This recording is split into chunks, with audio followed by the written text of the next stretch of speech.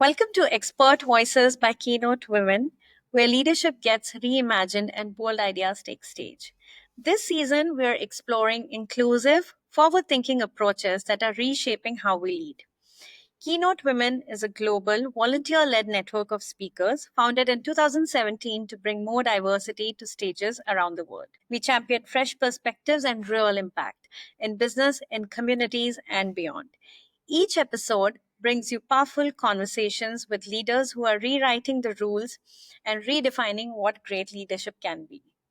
I'm Geetika Agarwal, leadership coach and founder of Grow with Geetika Coaching and Consulting, and part of the Keynote community, and your host for today's episode. I strongly believe in community building as a way to get more voices out there and get more women leaders to be heard. As part of that, I'm not only a member of Keynote, I manage coaching and mentoring for women in product Singapore. I also manage a community of around 150 plus women leaders on WhatsApp called Leadership Nuggets, where we share bite sized leadership tips every day. And with that, I'm going to introduce our guest today, Courtney Lohmann. Welcome, Courtney. Thank you. I'm excited to be here. How is everyone? Courtney is an award-winning leader, keynote speaker, and expert in sustainability, regenerative strategy, and impact-driven leadership. With a bold and visionary approach, Courtney helps audiences awaken to their passion to drive change both personally and professionally. Through compelling storytelling and actionable insights, she inspires professionals to align passion with strategy, tackle challenges courageously, and create meaningful impact. Whether speaking to corporate teams, HR groups, or empowering women leaders, Courtney's sessions ignite transformation and leave audiences ready to lead with intention and vision. Courtney, welcome to Expert Voices. So eager to hear more about your leadership journey and the way you inspire all women leaders. I'm thrilled to be here. I can't wait to have a conversation with you. Let's jump in. I'm eager and ready to go. Wonderful. Let's get started. So, Courtney, what first inspired your leadership journey? I don't know that I could go back and pinpoint one exact moment that I would say inspires it. Maybe kind of a funny story. My mom jokes that when I came out of the womb, I was absolutely determined and I was on my own mission and on my own path from the get-go. And so, if I think back, part of me wonders, was I set up from the beginning to sort of be on this path, right? Or what were the influences that happened along the way? But I think to some degree, there's something rooted in me that often will raise my hand and step to the front of the line and say, oh, I can take that on, or I can do that, or I'll give that a try. And so I don't know that over the years I've been overly calculated or had some real robust plan around how I was going to be a leader. I think some of it has happened very naturally. And then I think as I got older, maybe there was some more intentionality around it. And specifically, once I got involved with sustainability, I think I really saw an opportunity with that to educate myself and push forward and drive for change and intentionally more or less step into a place where I was leading the conversation versus waiting for somebody else to see if they could find and solve the problem. So yeah, I don't know that there was ever some big plan, but I do know that it was more rooted in maybe those topics or things that I had a passion around. And I would then say to myself, you know what, you're going to step into a space here and you're going to lead this because you're going to make it happen. So I think that's probably the best way to say it. I love it. I absolutely love it, Courtney. As a leadership coach and as someone who's been in the industry for almost 20 years now, I've noticed that women who own their leadership, who own their success, are really powerful and inspiring and then begin to stand out as leaders, natural leaders themselves. So it's very good that you've been able to recognize that. And I love the analogy you said that my mother said as soon as you came out of the womb, you were raring to go. I feel women are natural leaders. And more women need to just build in that confidence to get their leadership visible to the outside world. Thank you so much for sharing. Yeah, and I couldn't agree more with that. I feel like if the conversation around leadership was different or defined differently, that we'd probably see more women, younger, feel like natural leaders. Too often we kind of slot ourselves into those traditional roles or mindsets around what we're supposed to be, right? Versus allowing ourselves to just sort of freely develop into who we are really going to be and step into a place where we can naturally use our best skills, right? And I agree. I think women are natural leaders. I'm all about pull on your passion, step into leadership, like really root down in what means the most to you. And then you're going to find yourself in a natural position to really lead with what that is. So I love it. I agree with you wholeheartedly. Now that makes it two of us. Courtney, what's one value or early experience that continues to shape how you lead? This is a pretty easy one. So I have talked about her throughout my entire career. I was 22 years old. My very first job after I graduated from college, from university, I had my very first boss. She was absolutely incredible. She let me ask every question I could possibly think of. She let me challenge her. She let me, continue to ask why she was making decisions. She'd let me sit in on meetings and phone conversations she was having. She was really allowing me to absorb everything around the business that I was in and how she was making decisions and why she was making decisions and how she analyzed things and why she was analyzing them in that way and how all the pieces started to fit together. And it was honestly transformational for my entire career. I've talked about her in every job interview I've ever had. I've told this story numerous times. I've mentored younger people coming out of college. I've given this story to them. Always ask questions, find the right kind of boss or mentor that will allow you to ask questions. I think her being that open, honest, and willing to let me sit in that space and ask those questions and challenge and say why I don't understand, why not do it this way versus that way. That really shaped everything that I've done in my career. I think it's always influenced how I've approached other people and how I've come into different conversations and situations.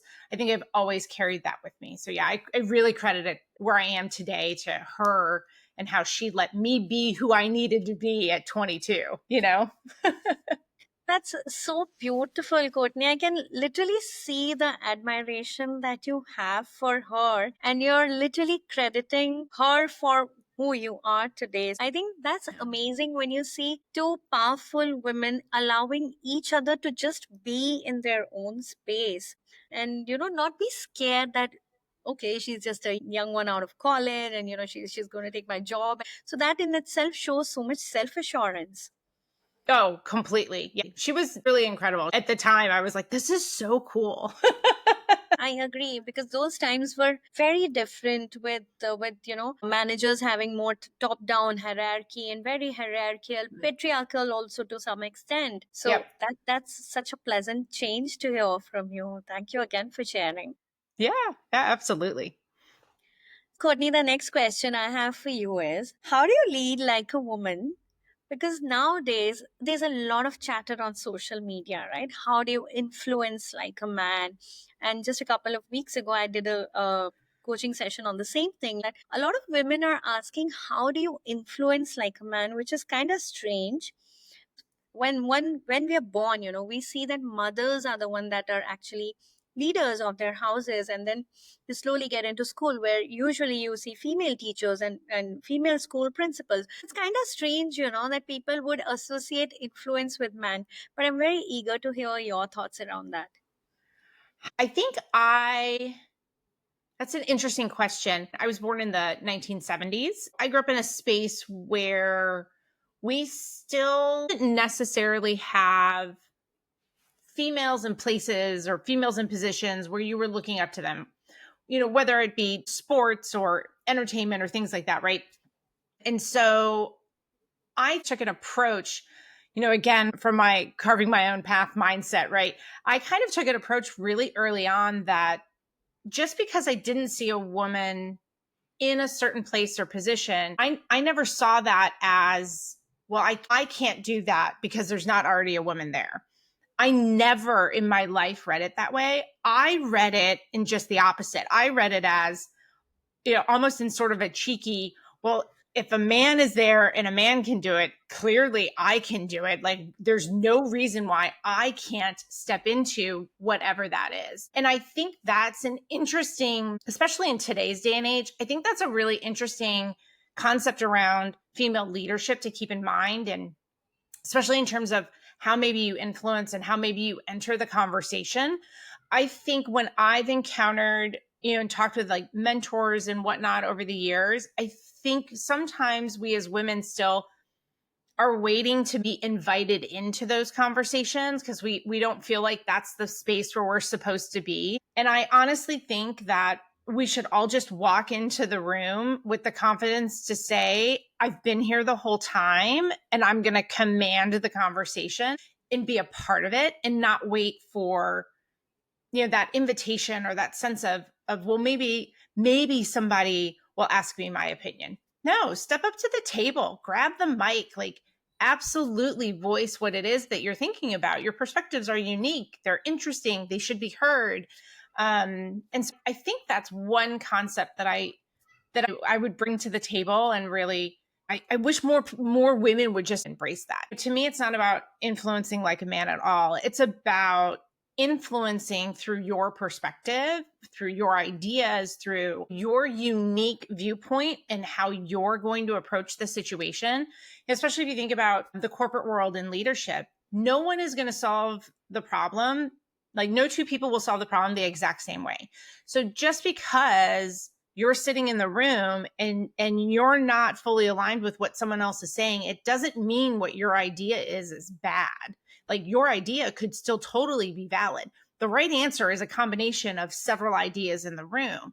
So waiting to be invited to present those kinds of ideas, like, let's just stop doing that.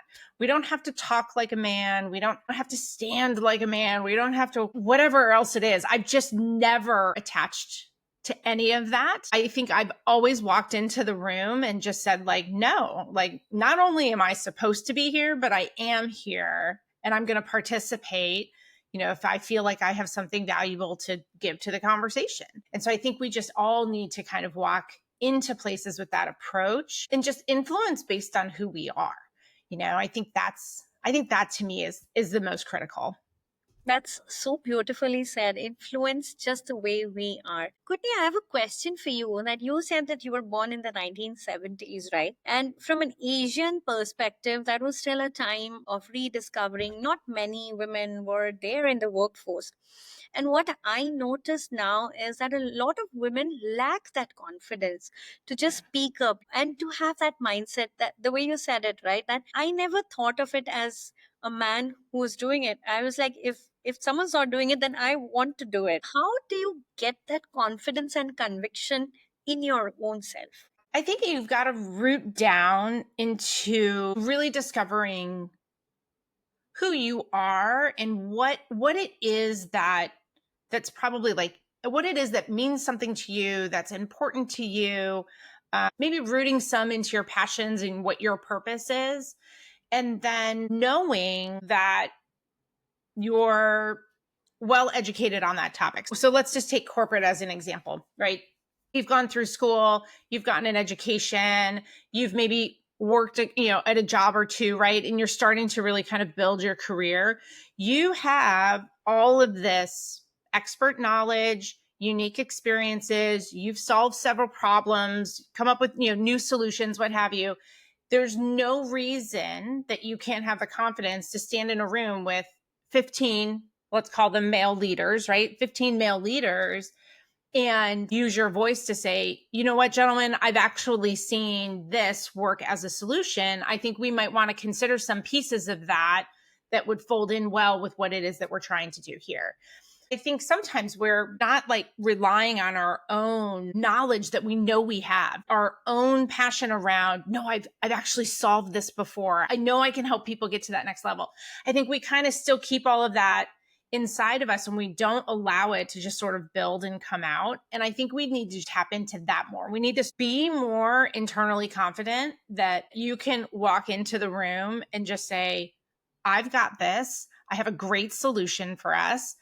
I think it's going to work really well as long as we put our heads together and tweak, A, B, and C, and just know that we're bringing value to that conversation.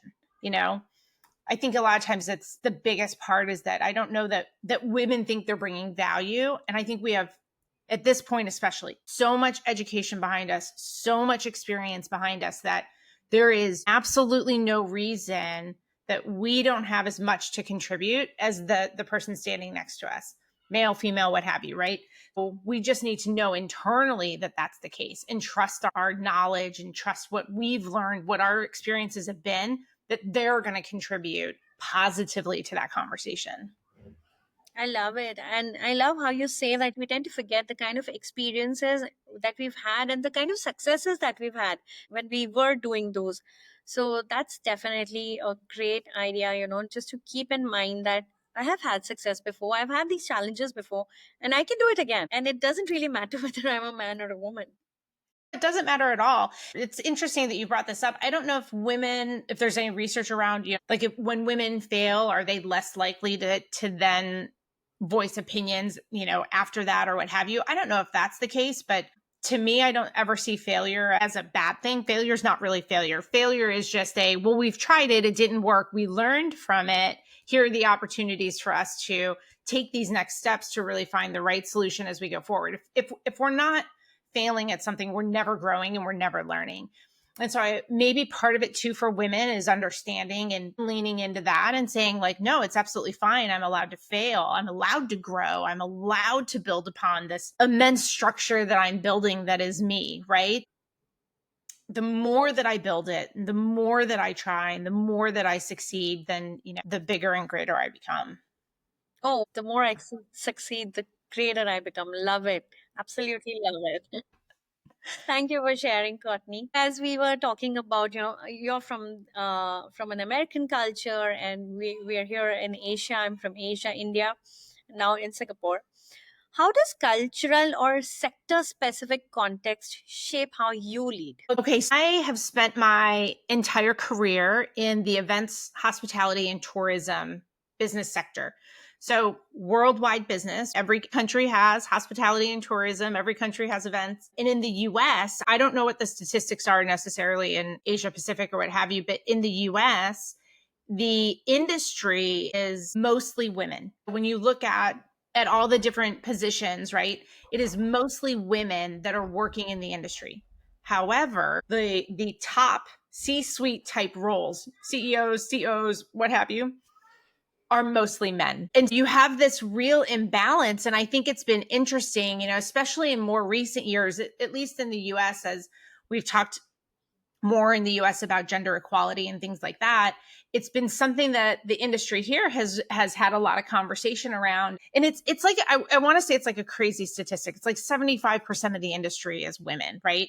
But then you look at the leadership and it's a crazy flip in terms of at the top of the org chart, it's mostly men. As I've always approached the type of work that I've done within this industry, I think I have always sought out those other female leaders. I've sought out for ways to try to elevate women into those conversations. Definitely sought out when, looking for people to mentor, really sought out other women coming into the space and helping them thrive in whatever that looked like for them, right? Success is different for everyone. Not everyone is trying to be a CEO, but what does it look like for you to thrive, for you to feel like you're leading within this space? What does that mean? And I think the more that we can continue to elevate and give women that space to do it, the better this industry becomes. So I would say that's probably where I've really looked at or focused, from a standpoint of like how it's impacted how I lead. Oh, that's wonderful, Courtney. I think that's a very interesting insight. It's not only true for the hospitality sector, but I think it's worldwide. In Singapore, you have only 12% of women in board and C suite positions, even now. And we are a Wow. very progressive nation Yeah. in terms of our policies, the way the government handles childcare, the way the government is encouraging more women to get into the workforce, by providing a lot more other policies. But still amazing to see, that we have only 12% women in board and C-suite positions. Wow, I did not know that. That's crazy. I wouldn't have expected that out of Singapore. Likewise. But I would also say that this is a very interesting time to be in, especially for people like you and I, right? We get to change the narrative and encourage more women to be out there and to shape the future by encouraging other kids, the community, and more women to come into the workforce, stay back into the workforce most likely after maternity, and then grow in that space. So I think it's a very interesting time that we are in. I would agree. It's exciting. I've seen a lot of evolution, I think, just in my lifetime based on when I was born, especially with how things were in the US in the 70s and where women were and what that meant and what that looked like until now, right? And so now I look back and I see what that evolution has been. And I think it is a very exciting time, and it's a time for us to continue to elevate and push things forward. I really love being a part of that and working, like, specifically when I'm out and I am speaking to groups. I have a version of my keynote presentation that is specific to a women's audience because I just believe so strongly in women's leadership that it's a fun place to be at the moment. I really enjoy that room full of energy and excitement and motivation around what the possibilities are and how we're going to get there. And so it is, I agree with you. I think it's a great time in terms of everything that's going on. It's a great time for us. And we always should focus, I feel, on the positives. I mean, there's a lot of work to be done, definitely, but we've also Always. come a long way already. Yes. Yeah. Yes, I agree. All right. So, Courtney, have you had to unlearn anything to grow as a leader? Learn, absolutely. I think we are all always evolving. I would say, especially when I was younger, my patience as a leader was probably terrible. Like, there could probably be somebody listening to this that was like, "Oh my God, she was a terrible leader. She was so impatient all the time." 100%. That person is 100% correct.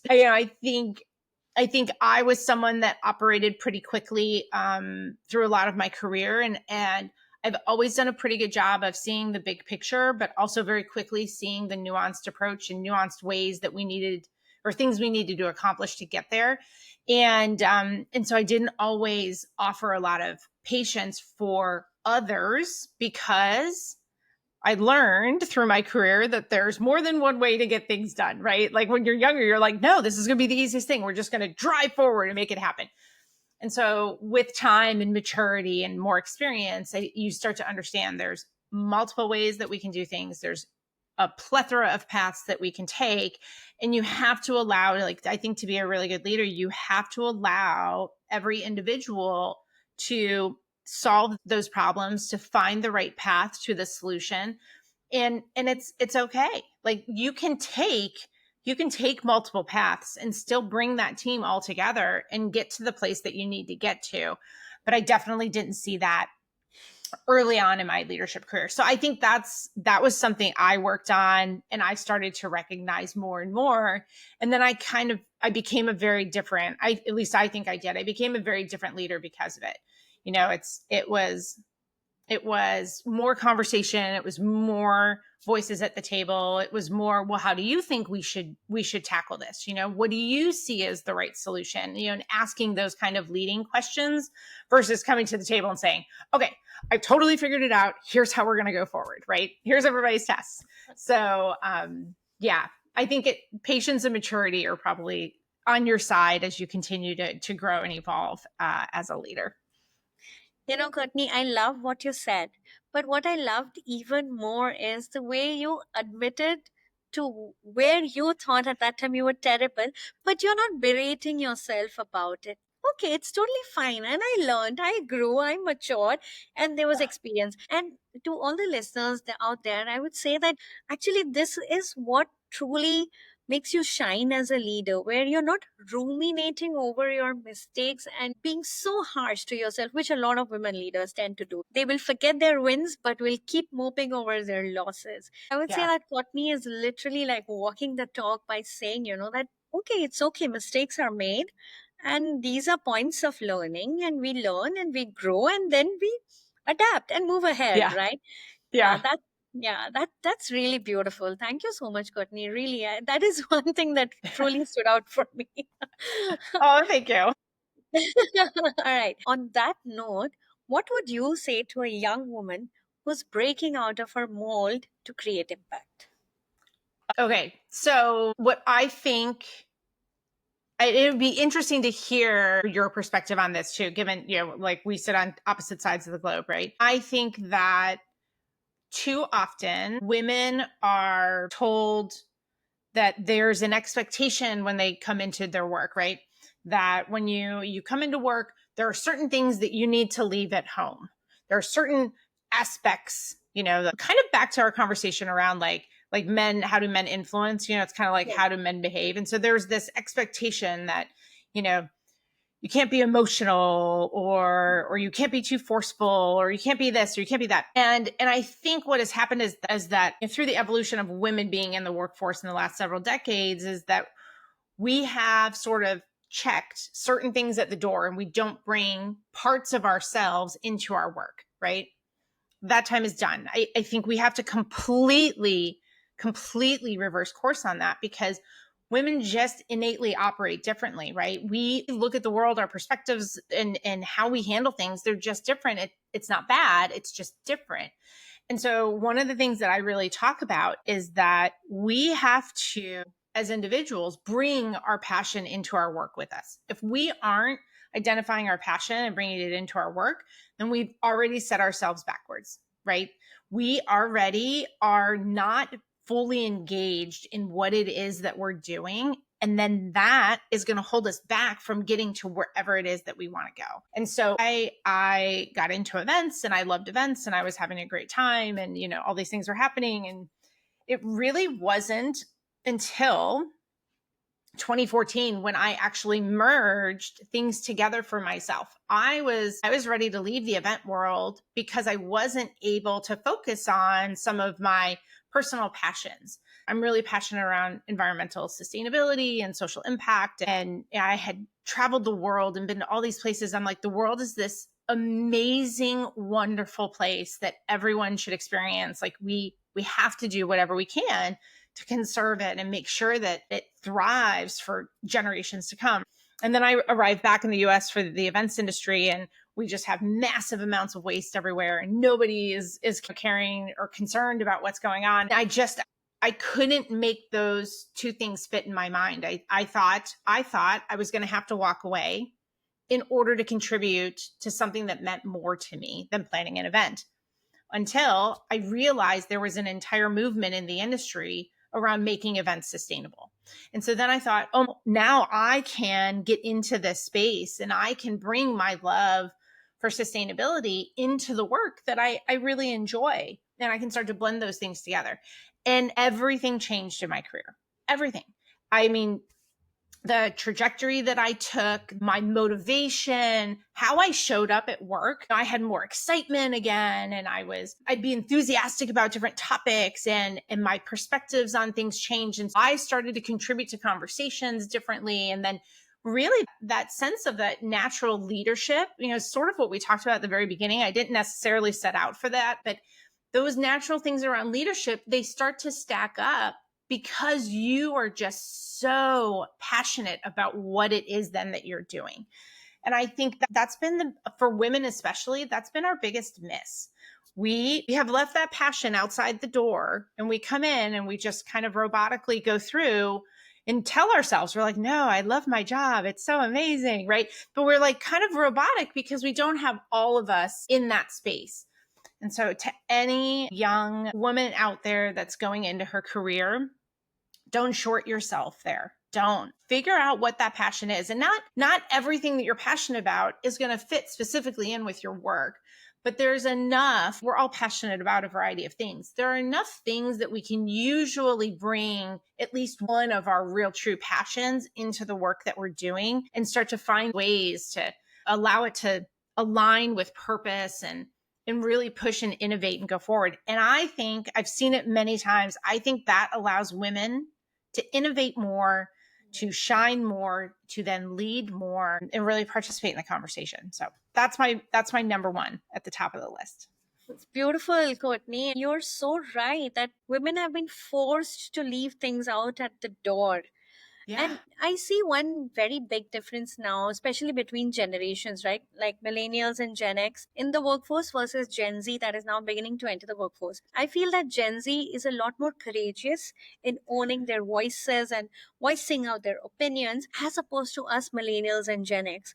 We are still, we want to do that, but there's something that's just holding us back, and then Yeah. we don't do it at all. I always tell my clients that you don't want to be where the boomers were, you don't want to be where your parents were, or the older generation was. When you get to 60s and 70s, your physical abilities are slowing down, then you begin to feel resentful about everything that you're now finding excuses for just to be able to drive things for yourself.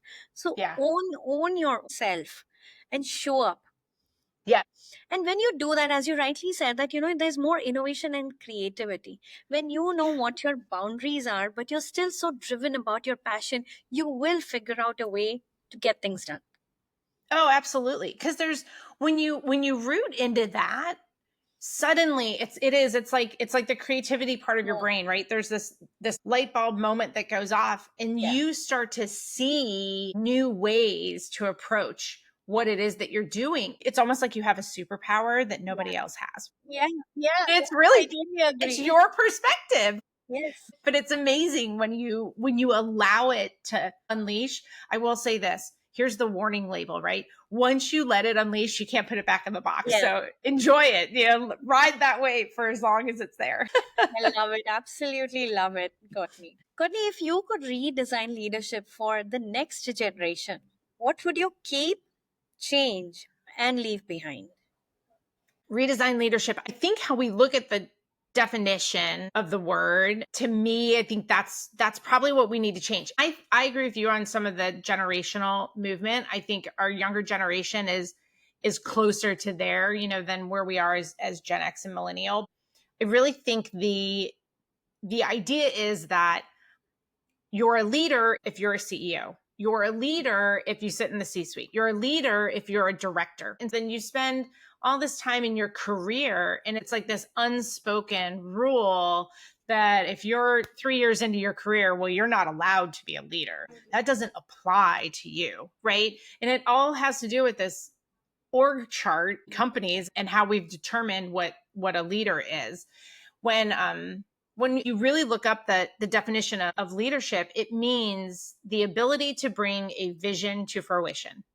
That's it. It's literally that simple. I think if we can kind of throw out that idea of like, well, my business card says that my title is this, and so that means I have to live in this space, right? If we kind of throw that away and we really lean into that idea that if you have the ability to bring a vision to fruition, that you are a leader. Period. End of story. Everything else you and I have talked about today is the answer to that. If you can really take what it is that you're excited about, bring it into your work, find the right solution, innovate, create, push it forward. It doesn't matter where you sit. It doesn't matter who's in your little sphere of the organization or what have you. You have the ability to carve a path for leadership for yourself based on just that, your ability to bring a vision to fruition. I think if we lean more into what it truly is, it would be a lot better for everybody. That's beautiful. I love how simplified the definition is. I know. I looked it up. I was like, what? That's amazing. Why didn't anybody teach us that in 5th grade? Yeah, exactly. And I think now the younger ones are beginning to realize that and are already even in school or in college, they're beginning to work towards their vision. While us, we're still waiting for permission for someone to say, okay, now this is the label that we can give you so you can start feeling like a leader. But Yeah, that truly is not the case. 100%. Yeah, forget the label. Throw it out. All right, the last question now for you. Share one philosophy or quote that shapes your legacy. My keynote presentations are called Impact Rebel. It's intentional. It wasn't like I sat down and I was really trying to come up with something. It was like one of those times, when you're brainstorming and you're thinking about what your story is and what it is that you want to bring out share with people how to inspire people to look within themselves and find what it is that's going to work for them. And this idea around Impact Rebel kind of came to be. I was having a conversation with a friend of mine, and she's been a keynote speaker for a very long time, and she runs another business, and she takes people into the outdoors on these expeditions and whatnot. It's super cool. And we were having this whole conversation around what it was that I was trying to talk about. And she paused, and how did she phrase it? She said, so a little bit of a cowboy. Yeah. Yeah. Embrace a little bit of being a rebel. And then she uses the term wild one. She goes, be a wild one. And I was like, yes. I'm like, oh my gosh. It like really kind of summed up where I was coming from. And so I think what I'm out there trying to say, or, trying to impress upon people, is to break outside of your box. That's the idea of using the term rebel, is don't follow the perceived path. Don't think that these guardrails are up and you're not allowed to jump over them. Like, set your own path, create what it is that you're going to create. Don't follow the prescribed journey that someone has said you have to be on. Be a cowboy, be a rebel, be wild, find what it is that you want to do. I think that's ultimately what I'm hoping for everyone, because some are going to say, no, like I really want to be on a more traditional path. That's amazing. That is you being who you need to be. Like, that is exactly perfect for you. But for those that are really searching, or they feel like this doesn't really fit where I know I need to go, be a little bit of a rebel, branch out, find your path. So that would be it, I think. Love it. Absolutely. Be wild, be a rebel. Don't let paths or labels define you, right? Yeah, exactly. Look inward for your own authentic self. And yes, there's nothing stopping you. Yes. Exactly. This has been such a wonderful conversation, Courtney. Thank you so much. And what a powerful conversation. Insights were so good, so true, so raw, not at all defined in any label. Thanks for joining us on Expert Voices. If today's conversation sparked something in you, share it forward. To bring diverse, impactful voices to your next event, visit KeyNoteWomen.com. And stay tuned for the next Expert Voices episode, where bold ideas ignite change and leadership stories unfold. Thank you.